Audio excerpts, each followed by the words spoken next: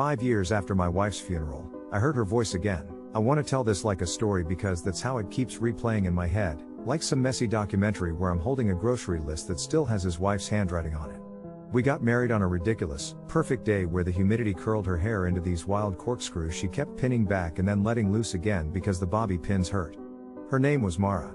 She hated the word moist but loved moist cake, and she had a habit of naming inanimate objects like the potted fern in the kitchen she called Wallace, or the dent in the hallway drywall that she called Lester because I did that with the corner of a laundry basket when we moved in. We didn't have much, but we had a second-hand couch with a mystery stain, a dog we rescued named Juniper who reeked like corn chips, and this ridiculous ceramic turtle nightlight she found at a yard sale that looked like it might wake up and ask for a tiny insurance plan.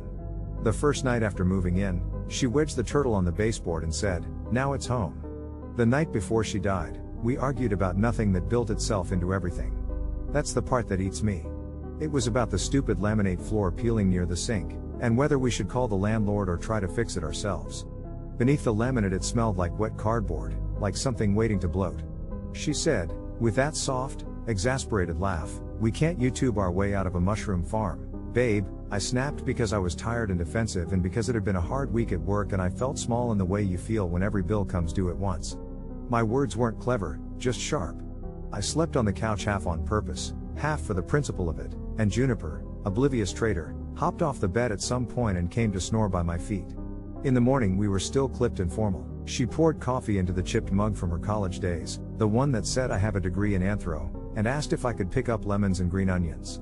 She put it on a sticky note on the fridge: lemons, green onions, cereal, oat milk if on sale. She drew a smiley face that had uneven eyes because she was always doing faces fast like her pen was racing the thought. I said, "Sure," like I was being asked to sign away a kidney. She kissed the air near my cheek and then actually pressed her lips to my neck, quick little forgiveness, and then she left. I watched from the window as she did that thing where she jogged across the street even though she had the walk signal, as if the world was always politely waiting for her and she didn't want to be a bother. We didn't get a do-over for that morning. They phoned me from an unknown number after lunch, a voice gentle and terrible, and all the words folded in on themselves. They said accident and intersection and unconscious and were doing everything, and those phrases were like furniture sliding around inside me, banging into each other while I stood very still in the produce aisle holding 3 lemons because she said 2 to 3. Every single person who has ever learned something devastating in public knows the choreography. You put everything back in a basket like it matters. You pay for nothing or everything. You walk out like a normal person. You don't scream. You don't fall. You get on the wrong bus and ride it until the driver tells you this is the last stop and you're the last one, and you say, "Oh, sorry," because you have more apologies than you have air. The hospital was an aquarium of fluorescent light and echoes. I won't give you the details because they're cold and I hate them, but I will tell you that the last time I touched her skin it was warm in a way that convinced me she was just sleeping deeply. For weeks after, I'd wake up at weird hours and put my pinky finger on the inside of my wrist to feel my own pulse because I didn't trust bodies anymore. People who love you say brave things when they don't know what else to say. They bring casseroles in Pyrex dishes with masking tape labels and they say, "She'd want you to eat," like they're invoking a spell. Line them up in the freezer like a museum of others' competence.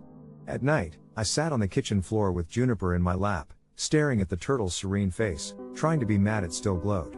Here's the part where I confess something that will make you judge me, and maybe that's fair. I never canceled her phone line. Not because of money or disorganization, though both were true in those first months. I kept paying for it because her number felt like a tether. I would text it sometimes, which is pathetic, and then I'd get the delivery notification like the universe was humoring me. I'd send nothing messages: "I fed Wallace," or "They changed the bus route again," or "Green onions were on sale." You'd be insufferable about it. Once, late, I wrote, "I'm so sorry, I'm so sorry, I'm so sorry," until the little text box looked like a receipt for a crime. Friends explained about grief apps, about memorialization options, about downloading voice memos. I nodded and pretended to take notes. I just left her line as a quiet, expensive candle. Years unspooled in those constitutional ways, grief can be weirdly ordinary. I learned how to fix the laminate. I taught myself to make the soup she loved with the tortilla strips brown just right, and I could almost hear her critique me playfully when I oversalted it. The fern died, not for lack of trying. I gave it more light than a confession and more water than it deserved, and still it went brittle. I bought a new plant and didn't name it because superstition turned me superstitious. I went back to my job in dry fits, eventually steady. I took Juniper to the vet, who scolded me gently about her weight because grief makes you generous with treats.